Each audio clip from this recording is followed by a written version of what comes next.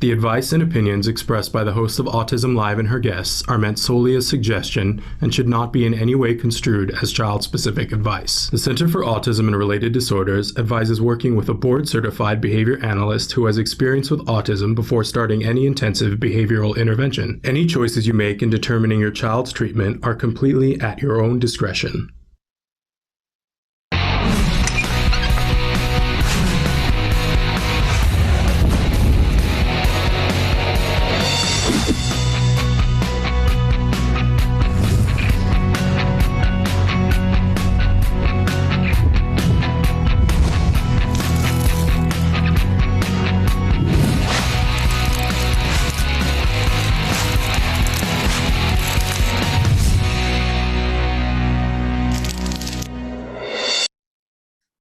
Good morning and welcome to Autism Live. I'm Shannon Penrod and we're coming to you live this morning from various locations and thrilled to be here with you. There's a lot at the beginning of the show here that I want to get to, but a tweet has just come through that I wanted to shed some light on, that our friends over at Autism, O-U-R-tism, have posted that they're having a meeting, a gathering tonight to offer support, not judgment. They are asking for other women adults with AS or other related profiles to meet in an atmosphere of support and understanding. Go to Autism if that's something that you want to attend. There is an RSVP that is required. What a wonderful thing to do. I love the idea of offering support, not judgment. Boy, could we all use extra doses of that today. A great reminder for all of us. I also want to do a shout out here at the start of the show tomorrow. For those of you who watch the show, our dear beloved Joanne Lara, who will not appreciate me saying this. And again, I said this on Friday, Joanne, get mad enough at me to pick up the phone and call and yell at me. That would make my day. But you know, Joanne has been struggling for a while with some health issues. I'm going to respect her privacy and not say more than that. But she's been fighting the valiant fight that so many people fight. You get what I'm saying. And Joanne's in the hospital right now, and it is her birthday tomorrow. And so I'm asking everyone, it's a great day to spread some love on her. If you have watched Joanne, who started Autism Movement Therapy and Autism Works Now and Glorious Pies, if you have enjoyed her on the show, if she has said a message that has touched your heart for you or your child, please reach out to her on Facebook. Her name is Joanne Lara, L-A-R-A, and say happy birthday to her. The actual day is tomorrow, doesn't matter. People have already started saying happy birthday to her. I would like to avalanche her in well wishes so that she knows how much she is loved and cared for. And we will say happy birthday to her tomorrow. She's a very private person, so she's gonna be mad at me for having said anything, but you know, I have big shoulders, I can take it. Love you, Joanne. Okay, also want to say that we're going to be here with you live for the next hour. And this week we had decided that we were just going to shift things up a little bit and really hunker down and focus on positive things that would help all of us to de-stress when we have to, keep perspective on things. And as it turns out, this is more important than ever, right? I know a lot of you have written to me either privately or through the show saying that we didn't think it could get harder, right? We just didn't think it could get harder.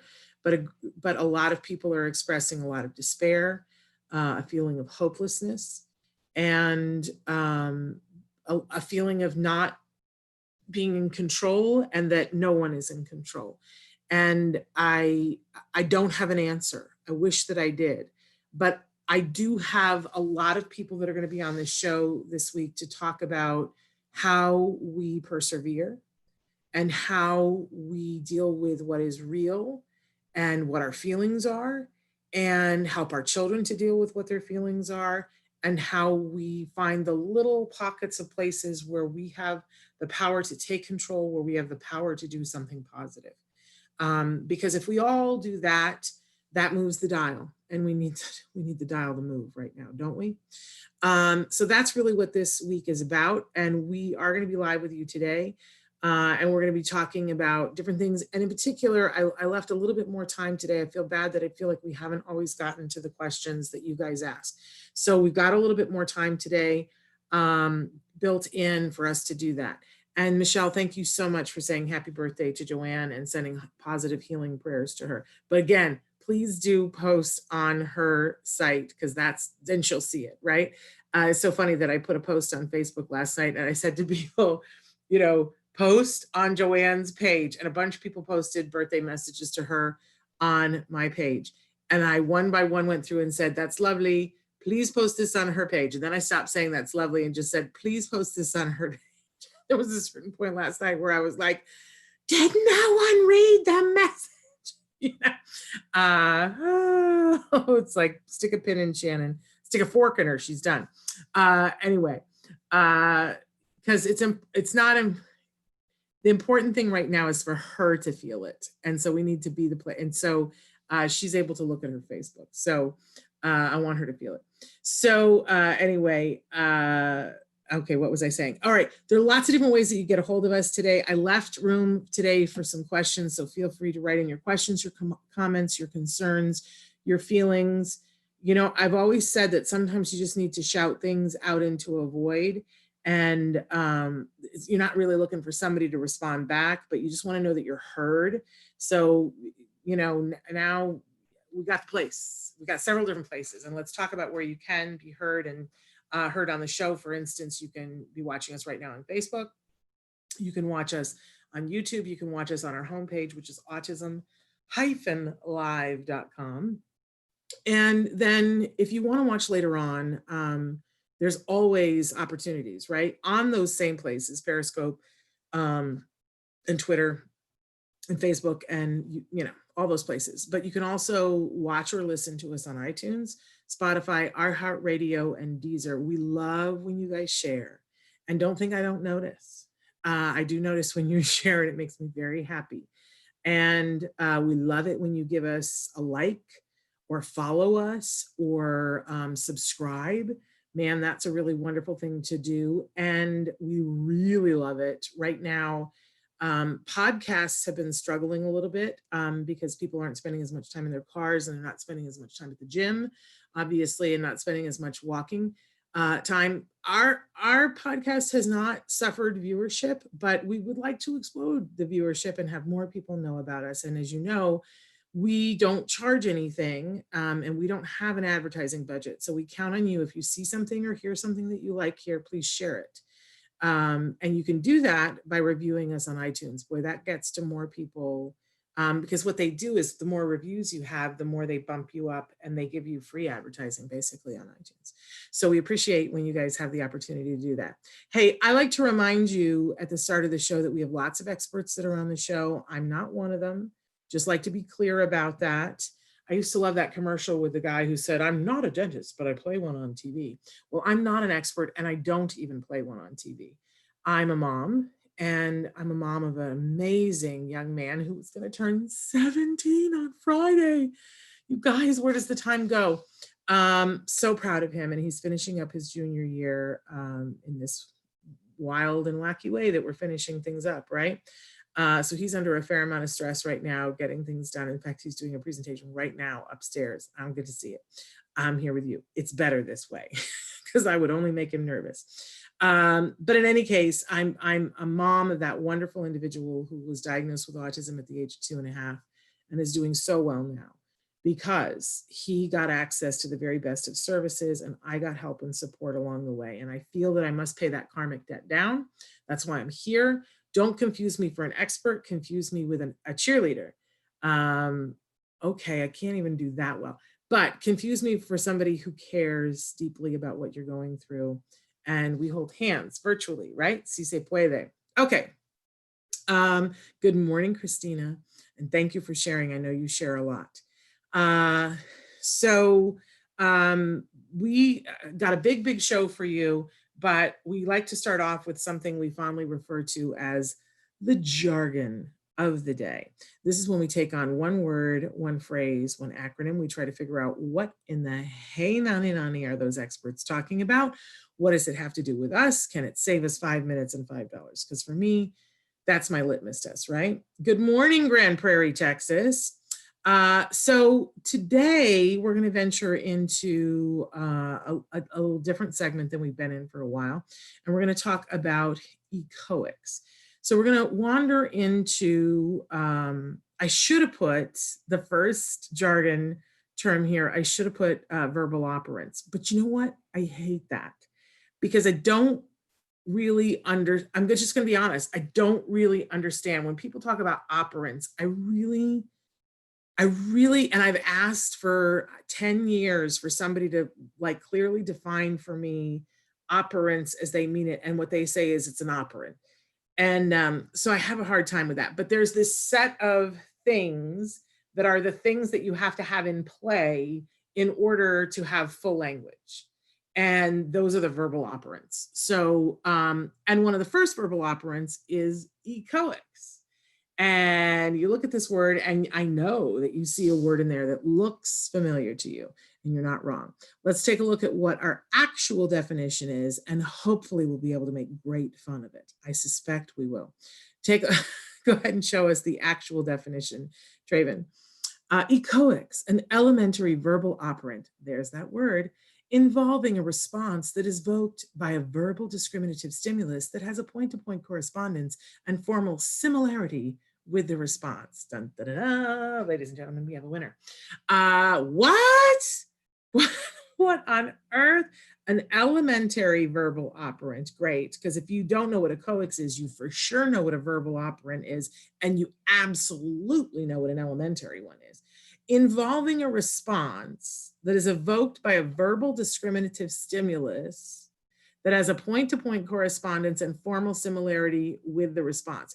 And if you are nodding your head and going, well, yeah, no, of course, then you might be a BCBA. We're going to be like Jeff Foxworthy now. You might be a BCBA if this means anything to you. But if you are not a BCBA, and you have not spent at least 4 years in college studying psychology, you're like, what? And I'm going to tell you, you're going to laugh when you realize like what they're actually saying. Because it's like, how long did it take you to fuss this up so that it sounded much more difficult than what it is? So let's take a look at what our working definition is so we can make more fun of them. It's repeating something immediately after it's said. Okay, so echoics. So somebody says something and the other person echoes it, right? Like, let's go back, Traven, if you can. I don't know if you can. Let's go back to the working definition, knowing what we know now. So it's an elementary verbal operant. So what we're saying here is it's like a really beginning way that we build speech. It's one of the building blocks of speech involving a response, so something that you say that is evoked, that happens as a response to somebody saying something, a verbal discriminative stimulus, hello, but it has a point-to-point correspondence and is very similar to what the response is. So somebody does the discriminative stimulus, they say something, like they go, whoa, and the person echoes it by going, whoa. It may not be exactly the same, but it has a point-to-point similarity with the response. Yes, it's called echoing. Don't you just want to light your hair on fire? Gotta love you some BCBAs, right? And I do. I love BCBAs and their jargon and the way they define their jargon. Thank you very much. Okay, so what is echoics and why do we teach it? You know, when you guys have kiddos, and they could be 2, 3, 4, 15, 47, right? They're still your children, right? And if they're not speaking vocal speech, meaningful vocal speech, it's something you long for. It's something you want. It's something you're willing to work for, right? And so where do we start? And in the beginning, you know, you'll see us all the time on the show that if you write in and say, I want my grandchild to speak, I want my son to speak, I want my daughter to speak, how can I help my teenager to have conversation, right? One of the first things that we will ask you, and I've learned to ask this question, but the experts always ask this, is like, does your child have utterances? Do they ever say anything or make any noises? And the reason why they're asking that is because If they're able to vocally produce sound, right, then we know that that can be shaped to some extent. Not the same for everybody, but if you already have, if you're able, you pick up the phone and they go, right? That is an utterance. Now, can become right? It's just teaching the teeth and the tongue to do a thing together, which can be, becomes and then we teach the tongue to say, well, first we teach o, right? So o, and then right? So we can shape that up into phone. And then eventually we shape that into more phone. And then we shape it into I want phone. I want more phone. I want more phone, please. Can I have the phone? That's my phone, right? And that's how we begin to shape the communication, right? If somebody does not have utterances, then we have to see if that's possible, because for some people, a very small percentage, that's either not possible or it's really, really difficult. Doesn't mean anybody gives up, but it's, you start in a different place. Does this make sense? So if you have somebody that's making sounds and making utterances, you want for them to repeat what you say, which is how we, I talk about this all the time. A lot of times we start with bubbles, and we have the bubbles because the bubbles are reinforcing, right? And we put the wand in the bubble and we go, buh, buh, buh, and we blow the bubble. And we do this 1,000 times. And the kiddo associates the bubbles with the, first there's a but, and then there's the bubbles. And then finally, at some point we go, we pause. And then we don't do the but. So child knows there's a sequence that's supposed to happen here. We do but, and then we do the bubbles, but we pause and we don't say it. And a lot of times you'll see kids and they'll go, and they won't necessarily make the sound, but they know it's that anticipation of, I know it's going to come. And what we're trying to do with Echoics is get them to the point where I say ba, ba, ba, and they say ba, ba, ba, because that's when we can start to shape that sound. Because eventually I stop, when I get them to the point where they go ba, ba, ba, then I'm going to stop and go bub, right? To get them to do the bub, and then I go bubble, right? So we shape that into the word, which gets shaped into the phrase, which gets shaped into the sentence, which gets shaped in, and it's all manding, it's requesting something. But you need to go through that phase.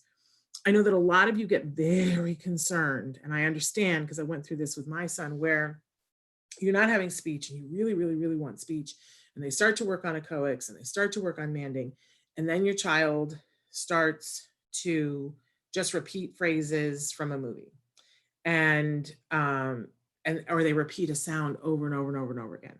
My son said dog, dog, dog, dog, dog, dog, to the point where I thought I was going to light my hair on fire and go running in the streets.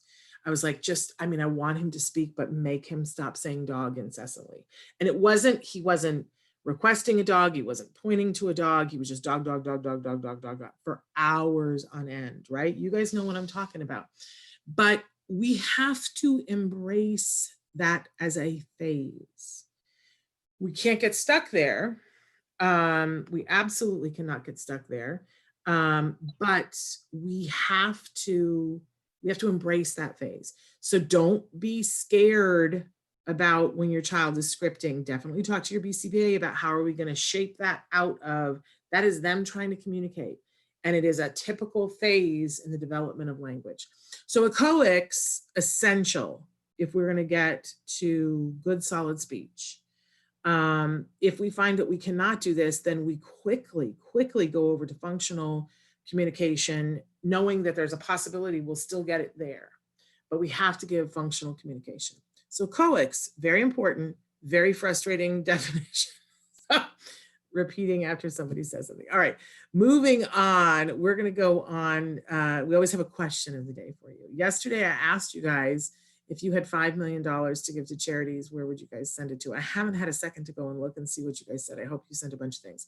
So today, remember, we're trying really hard today to lower stress and all this week. What music do you listen to when you want to be happy? Who's the artist, or what's the song, or and it's okay if it changes. What is it right now? Do you have a song right now? And if you don't, like, what's the song that you listened to when you were really happy? What is the song that no matter when it comes on, there is some part of you that is shifted into peace and possibility and hope? The truth is, we all have multiple senses.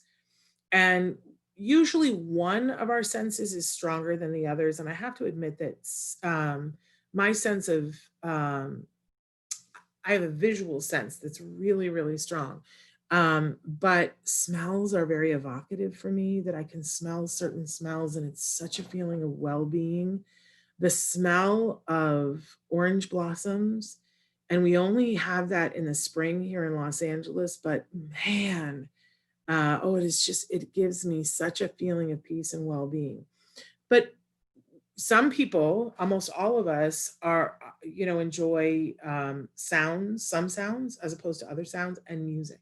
And there are just some songs that, when they're tied to a memory too, can really have an effect on your blood pressure and can help you to shift your mental state. We talked about yesterday that what you think becomes what you say, becomes what you do, becomes who you are and how you feel about your life.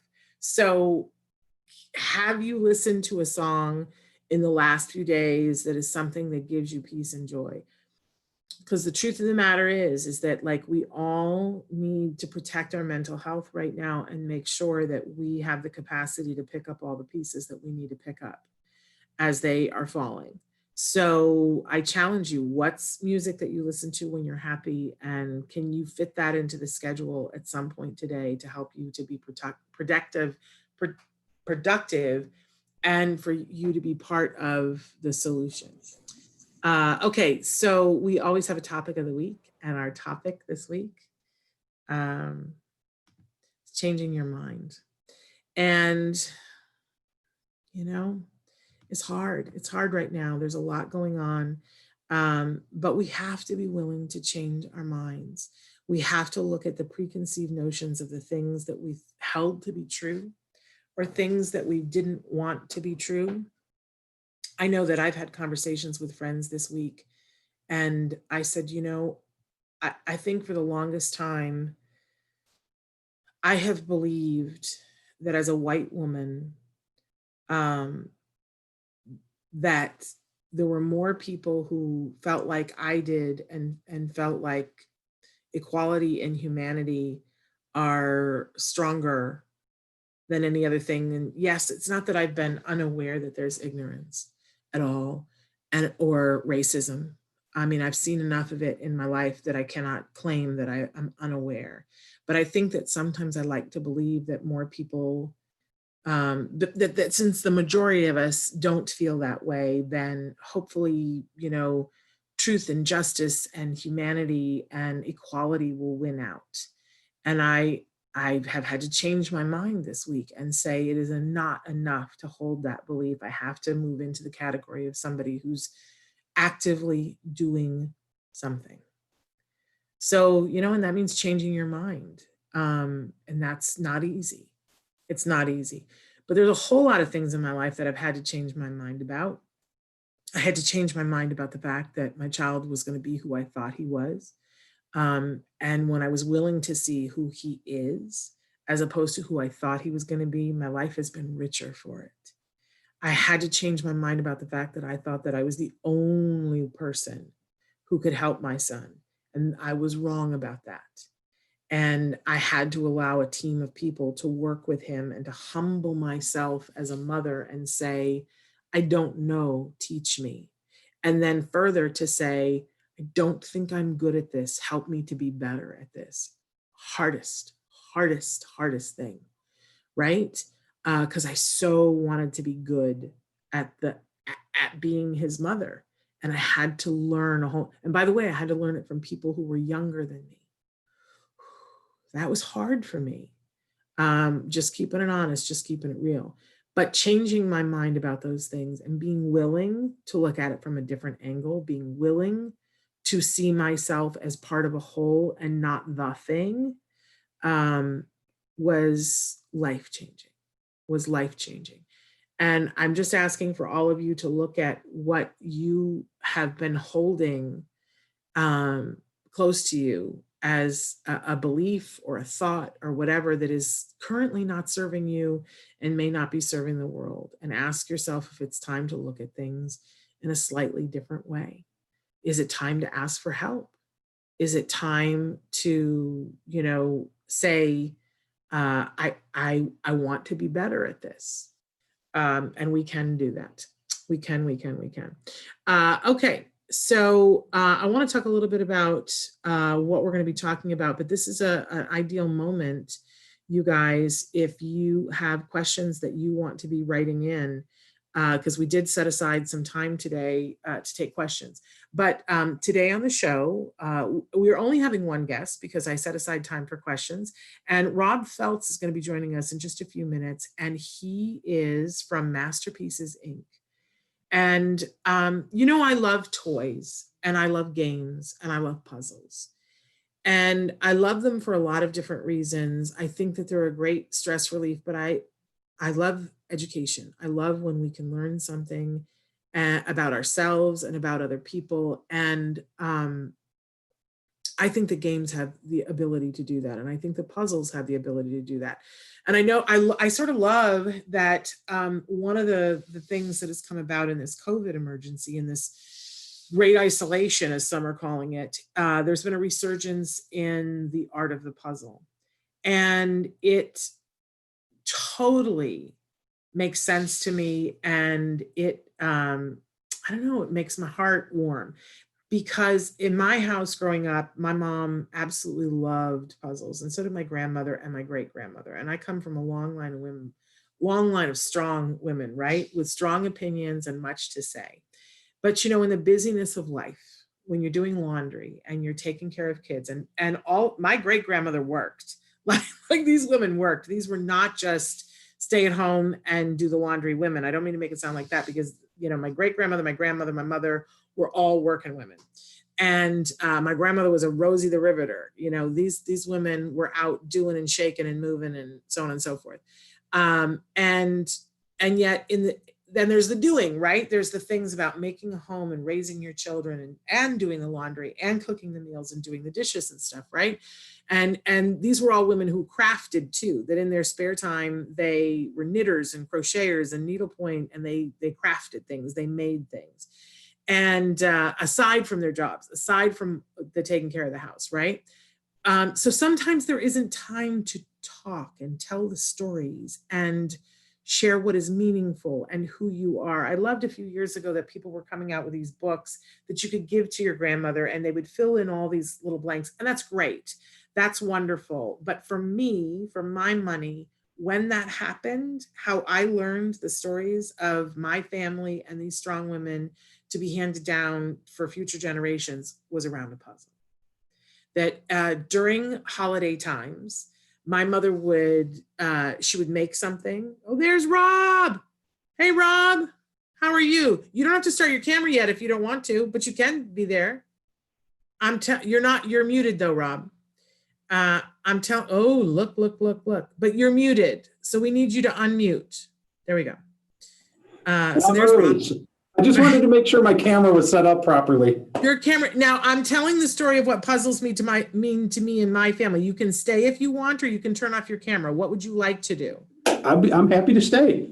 Okay. Well, I was just telling them that I come from a long line of really amazing women who worked and outside the home and then came home and cooked and cleaned. And that sometimes in the doing of life, we don't have the time to impart all the things of who we are. And that there used to be those books that you could give your grandmother where they could, page by page, it would say, tell a story about when you were 5 or tell this. And I think that that's a wonderful way to do it. But when I was growing up, if it was a holiday or, if everybody was getting together, they would clean off the dining room table. Everything would go off the dining room table. The centerpiece went off and a puzzle went out on the table. And you weren't forced to sit at the table, but as the day or the weekend or the holiday went on, there was always someone sitting at the table and they were working on some part of the puzzle. And you got to know that You know, some people looked by color on the puzzle. Some people looked by puzzle piece, right? But as you sat around the table and helped each other to build the puzzle, that is when the conversations happened. That is when the connection happened. That is when I heard the stories of my great-grandmother and my grandmother and my mother and my aunts and my uncles. Like, people sat around the table, and you could get up and leave, and then you would come back and there would be something happening. I think some of the best memories of when I was a kid, when I was a teen, when I was an adult, have been sitting around a table doing a puzzle. And so much so that I remember at one point my grandmother was diagnosed with lung cancer, and my mother and I would have to drive her up to a hospital that was kind of far away. And then sometimes you had to wait in the waiting room for hours. And the women's auxiliary had done the best thing. They had set up a card table, and there was always a puzzle sitting there. And we would sit with other families with someone who had cancer around that table, and it was the same thing. It is an international language. It is a way that we coalesce. And for all of you that have little kids on the autism spectrum, I hope that you are doing puzzles. Our kids love puzzles. If you're not already doing puzzles with your kids, make sure that you get a puzzle, because I guarantee you they're going to amaze you with how great they are at it, because it's almost across the board. But I think a lot of times that after we get past that preschool phase here in the autism world, we forget. But now is the time, no matter what age your kid is, to get a great puzzle. And there is a difference between an okay puzzle, a good puzzle, and a great puzzle. And Rob's going to help us to understand the difference. But get yourself a puzzle. So we have invited Rob Feltz. Is it Feltz or Feltes? It's Feltus, 2 syllables. Feltes. We have invited Rob Feltes from Masterpieces Inc. to join us today to talk about the best puzzles on earth. And he's got some puzzles that are back there. So Rob, first of all, tell us a little bit about Masterpieces Inc. and then show us the puzzles that you've got there. Sure. Well, thanks, Shannon. Thanks for having me. Really excited to be here and do this. I'm normally out in the trade show world, but being the current environment we're in, I'm at my office, so this gives me an opportunity to stay sharp. Think of this as a trade show, and I'm come to your booth, and I'm like, "What's so great about Masterpieces Inc?" I said I can't talk. I can't talk without my props, so I always need some puzzles. So I scrounged up what I could find. But I'm glad. Masterpieces has been manufacturing jigsaw puzzles for this is our 25th year actually. We started out here. We're based in Arizona, and our owner started selling jigsaw puzzles between his stints in the minor leagues of baseball. So he was playing some minor league baseball, and needed for what team? Oh, a variety of teams. The Rangers. He spent I believe 8 to 9 years in the minor leagues, bouncing from a couple. But I think most of the time with the Texas Rangers. But spent time in Salt Lake City and really traveled the country. I think it gave him a really good base for knowing our country and kind of getting some great ideas for some puzzles. Because he started the business with a focus on kind of the Southwest and tourist type puzzles, souvenir type puzzles, and really learned the business and really brought us to where we are today as a full puzzle manufacturer. So we'll make everything from a 24-piece puzzle for real little ones to a 2,000-piece puzzle that will take up half of your dining room table by the time you're done. I love it. So it's a great story of success, and myself and the rest of the team are just so fortunate to be part of this. It's just a super company to work for. I'm surrounded by just super creative people. So I'm the sales manager here. So it's my job to bring our puzzles out to retailers and the masses.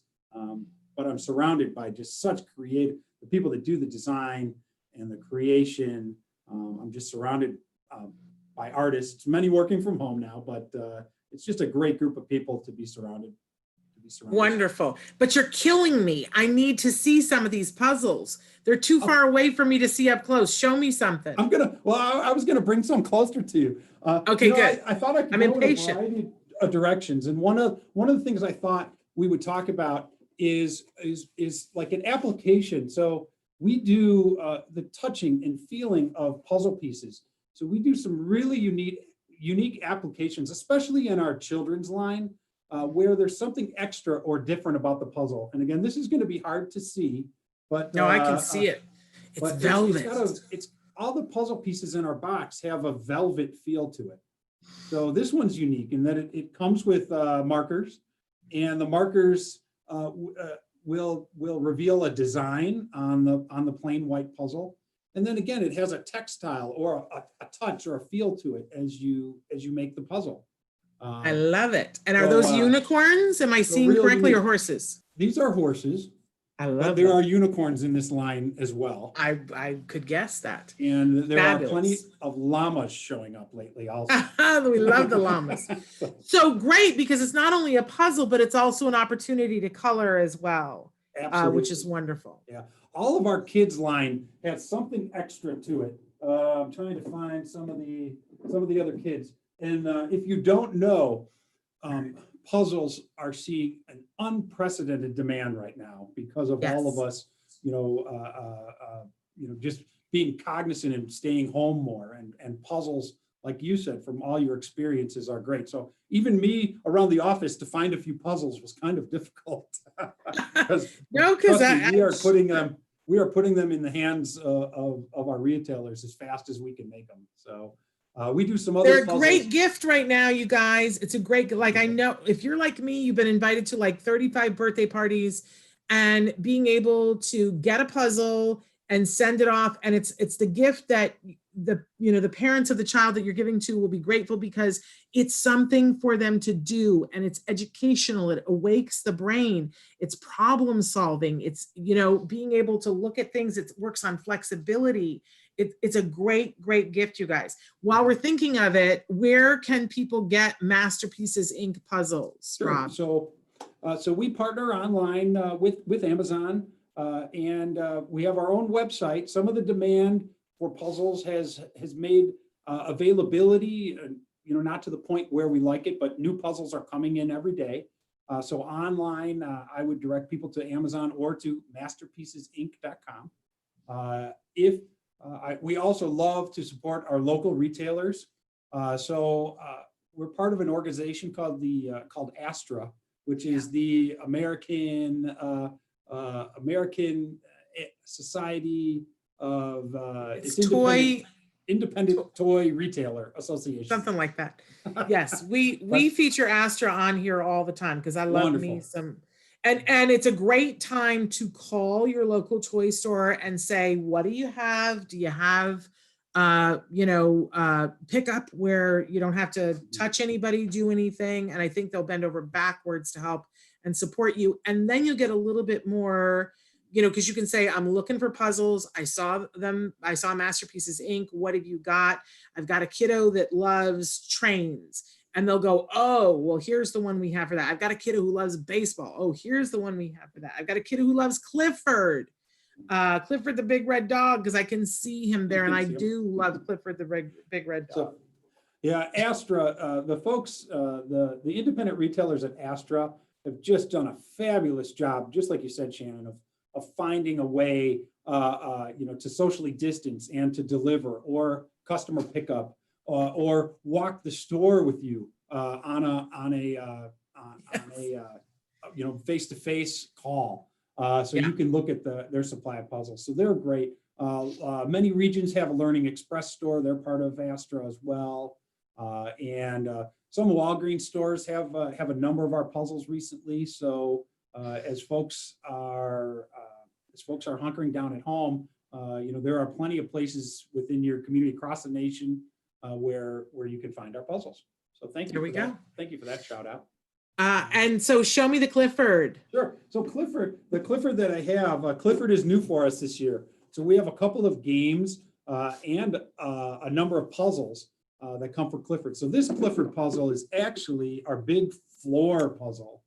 So if you look behind me, when this is done, it's going to be the size of this caterpillar. So you like cool. that? Isn't that amazing? I love that. That's amazing. So For yeah, a kid who loves trucks, that's like Crazy City.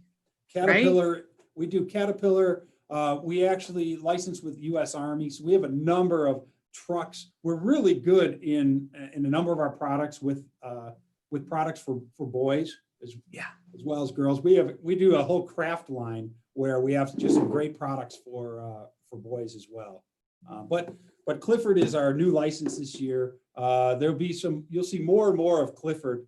I believe a movie is coming out. If the whole movie schedule's changed. I think it was set for later this year, so that may be pushed back to next year. But you'll see a lot more Clifford, and that's one of the items I had here for you at the show. I love it, love it. Puzzle by the time you're done. Of course, my eye is really drawn to that baseball one because I've got a brother-in-law who's all about baseball. Well, if you are missing baseball, let me tell you, this is a way you can feed your appetite while we wait for the season to start.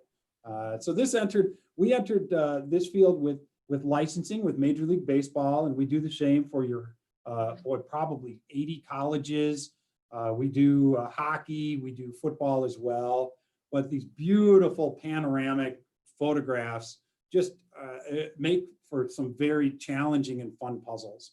And it's a beautiful poster, essentially. Folks may not know, but when you're done with a puzzle, you can actually glue your puzzle and frame your puzzle. So it makes for some great artwork, especially in that you've put in the effort to complete this puzzle. I'm drawn to the baseball ones because I just think a baseball diamond with the green and the fans surrounding it from all angles just makes for some great art. And I'm a baseball fan myself. And I can tell you, I could get that from my brother-in-law, and he would just be, overjoyed, excited, and he's, 60 whatever years old. So a puzzle is, there's a right puzzle for absolutely everyone. Now, I'm going to throw this curveball at you. One of the greatest things that my family discovered in doing puzzles is that eventually we got a puzzle mat. Do you guys carry puzzle mats? Absolutely. Yep. And because if you have a busy home and you've got kids that are doing homework and stuff, and you need a place to set out a puzzle that's a space that you use for other things, we got a puzzle mat. You put the puzzle pieces all on it, and then if you need to take a break from it, you just roll that sucker up. And then when it's time to unroll it, everything is right where it's at. It's like the greatest thing since sliced bread, you guys. The best way to describe it is for someone that's not familiar, it's like a thick piece of felt. And it comes with a roll, and then the puzzle pieces stick to the felt. So you make the puzzle on top of the felt, and then again, it gives you that opportunity to roll it up and put it away if you need that table. If you don't have that separate table, because some of these puzzles, especially these 1,000-piece stadium puzzles, this might be even a good puzzler. This might take 2 weeks to finish. Yeah.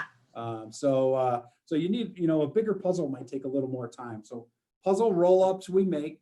I mentioned glue.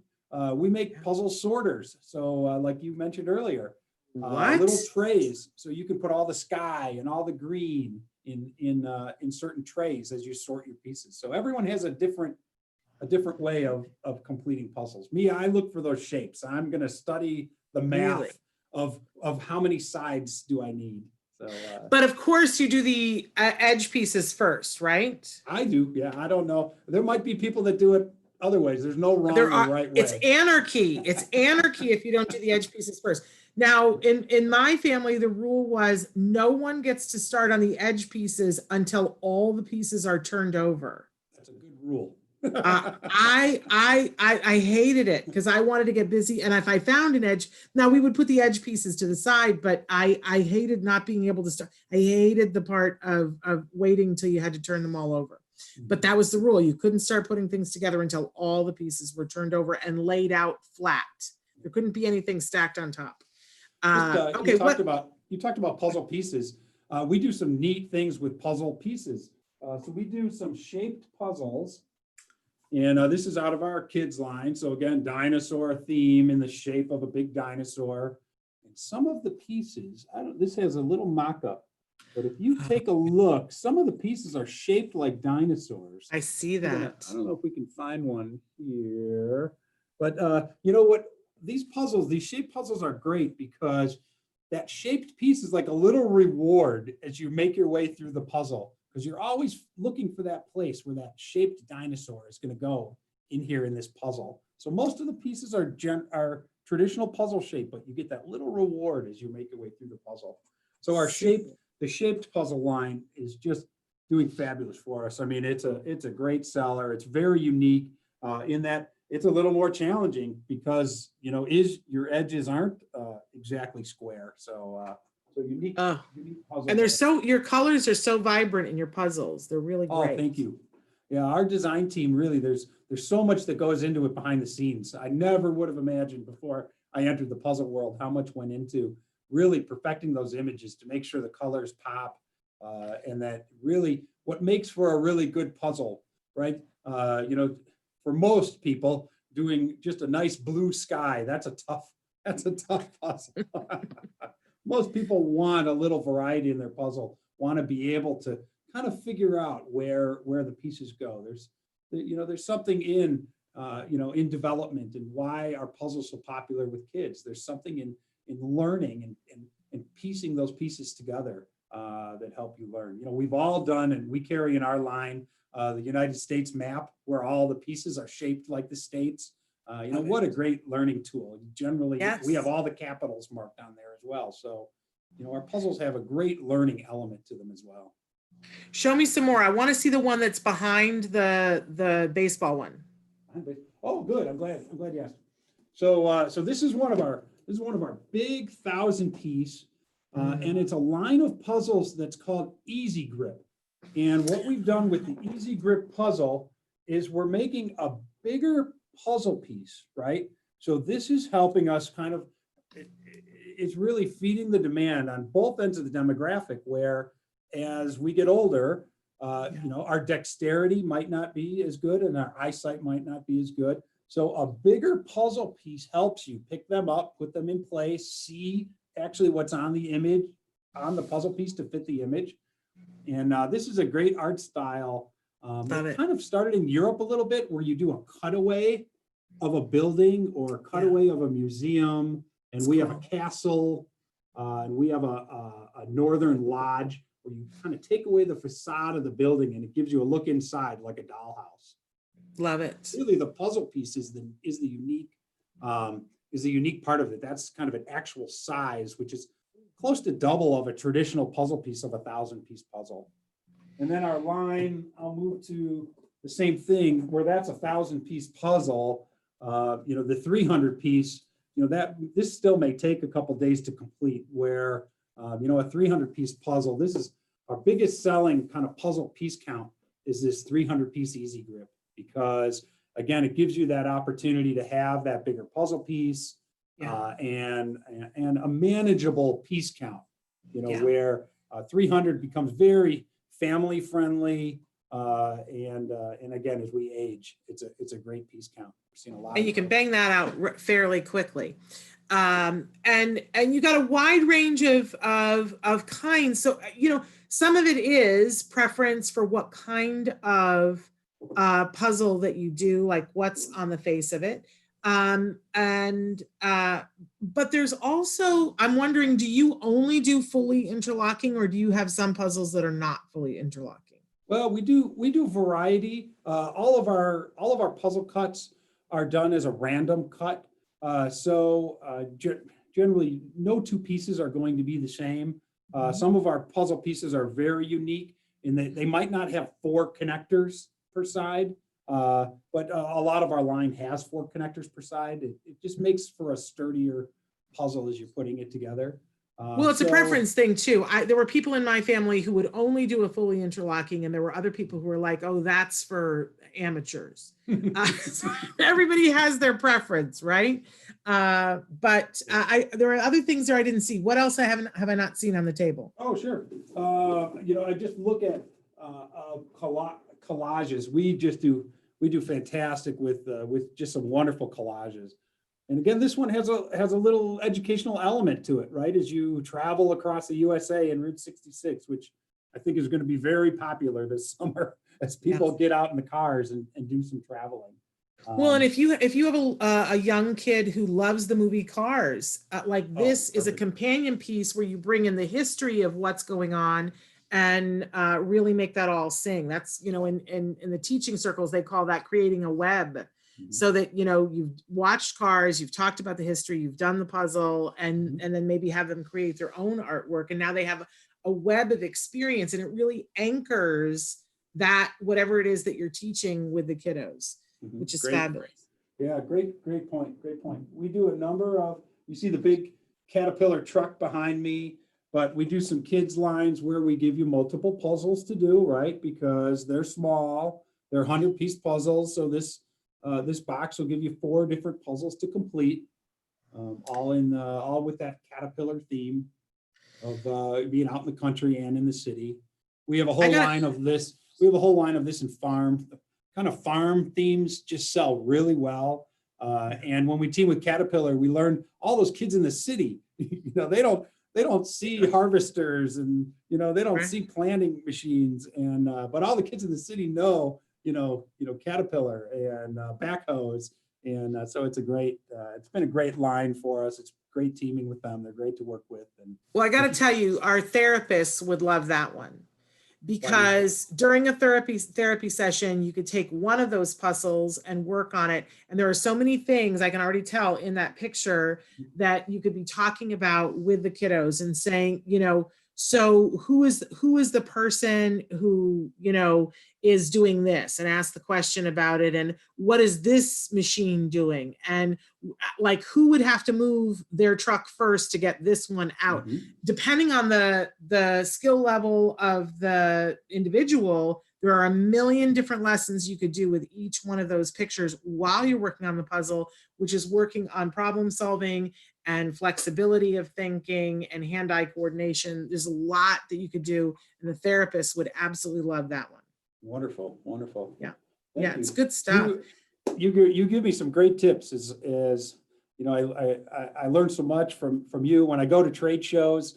You know, I've been introduced to a number of individuals looking for you know, toys and puzzles and ideas in this market. So that's great, Shannon. As I run into other folks looking for those types of things, it's great for me now to learn from you and be able to relay that. Yeah, I mean, the truth of the matter is that, you know, we always want to take something that's reinforcing, right, and then marry an educational component to it. And puzzles already come front loaded with both of those things, and so the possibilities are endless. I just think it's remarkable, and now more than ever, get yourself a puzzle, give one as a gift. Take some time. I said all this week, Rob, we really want to be focusing on things that lower your blood pressure, that help you connect with yourself and with other people. And puzzles are a great way to do that. So I really appreciate the work that you guys are doing, and I appreciate you taking the time to be with us. Oh, it's my pleasure. Tell us again where people can find the puzzles. Sure. So, you know, check your online, you know, online right now is fantastic. We've got partners at Amazon. We've got other partners online. So just do that search for Masterpieces Puzzles, and you will find a number of retailers that carry, you know, our kids or carry our full line. I mentioned Astra and Learning Express. So small toy retailers are definitely our partners. And they are working so hard these days to, in your local community, to remain part of your local community. So I would be remiss if I didn't put a shout out to how hard your local toy retailers are really working for you. And if you haven't had the chance to visit a local toy retailer, please do. Oh yeah, even if it's virtually.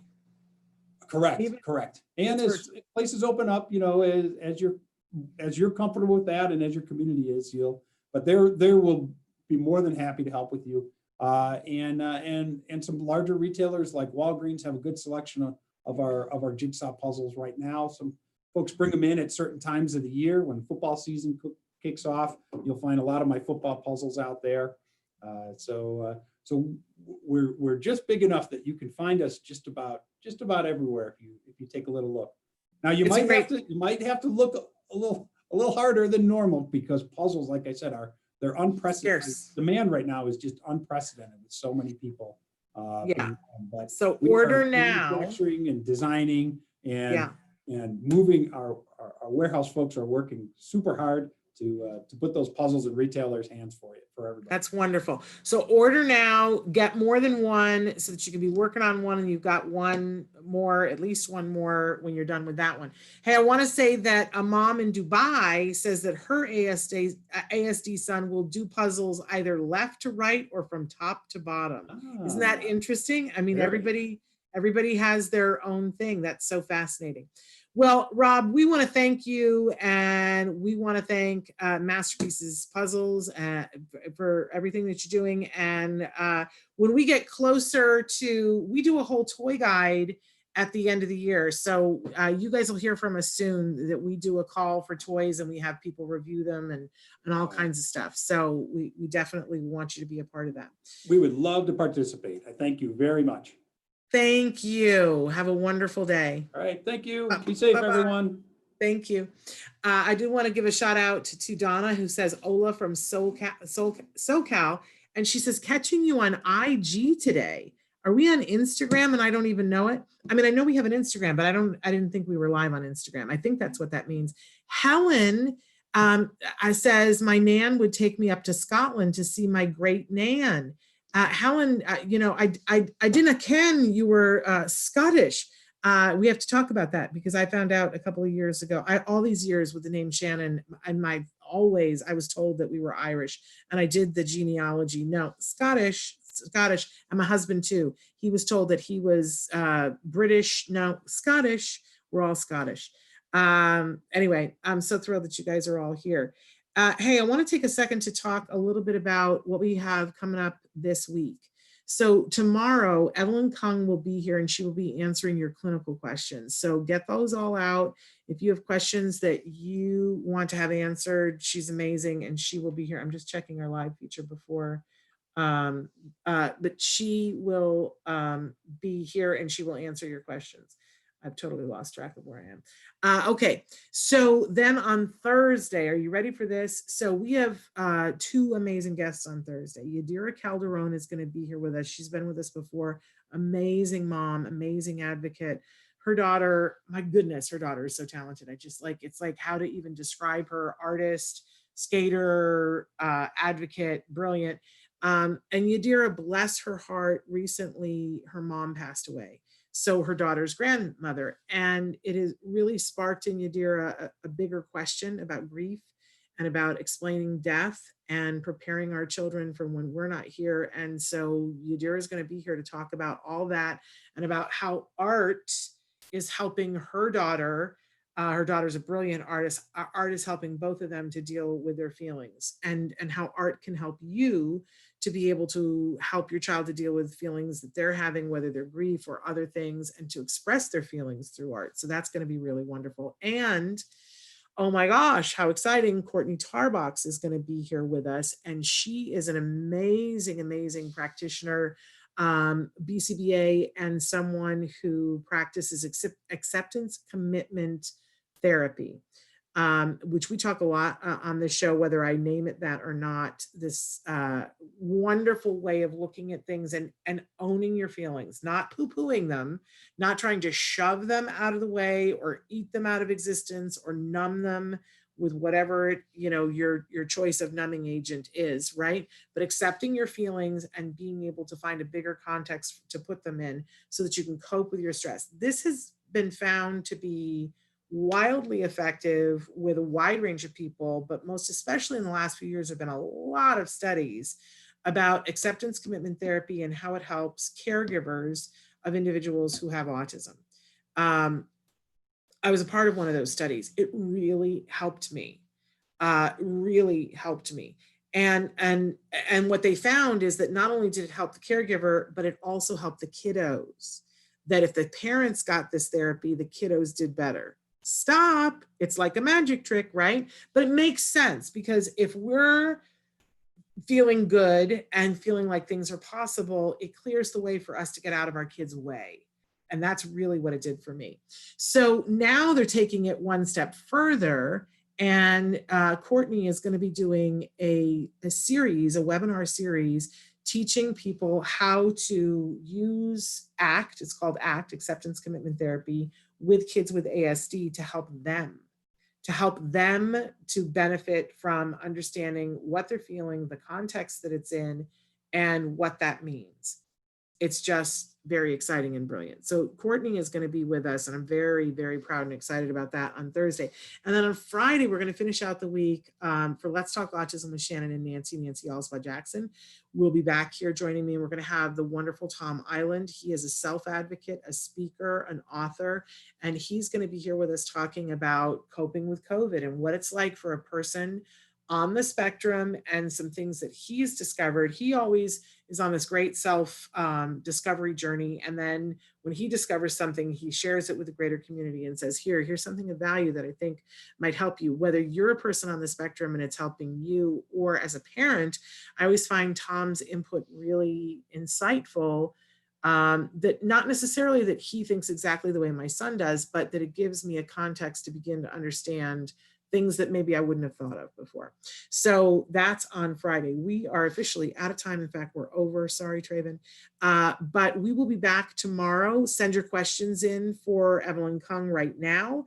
And until then, give your kiddos a hug from me and one for you too. Bye-bye for now.